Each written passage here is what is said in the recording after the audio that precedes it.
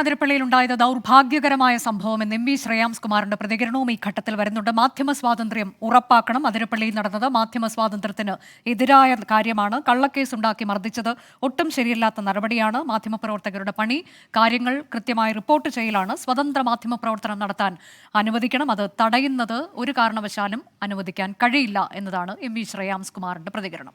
അതിരപ്പള്ളിയിൽ സംഭവിച്ചത് തികച്ചും ദൗർഭാഗ്യകരമാണ്. കാരണം ഒരു റിപ്പോർട്ടറുടെ ജോലി എന്ന് പറയുന്നത് റിപ്പോർട്ട് ചെയ്യുക എന്നുള്ളതാണ്. അതാണ് മാധ്യമ സ്വാതന്ത്ര്യം എന്ന് പറയുന്നത്. അതിന് നേരെ കൈകടത്തുന്ന ഒരിക്കലും അംഗീകരിക്കാൻ സാധിക്കില്ല. പ്രത്യേകിച്ച് അദ്ദേഹത്തെ വളരെ മോശമായ രീതിയിൽ അദ്ദേഹത്തോട് പെരുമാറി, അദ്ദേഹത്തെ മർദ്ദിച്ചു, കള്ളക്കേസുണ്ടാക്കി. ഇതൊന്നും ഭൂഷണമല്ല.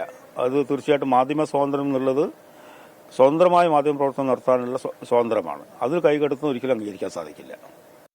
വിധി ദിനത്തിൽ 24 മാജിക് ജൂൺ 4 ചൊവ്വാഴ്ച രാവിലെ 5 മണി മുതൽ 24-ൽ.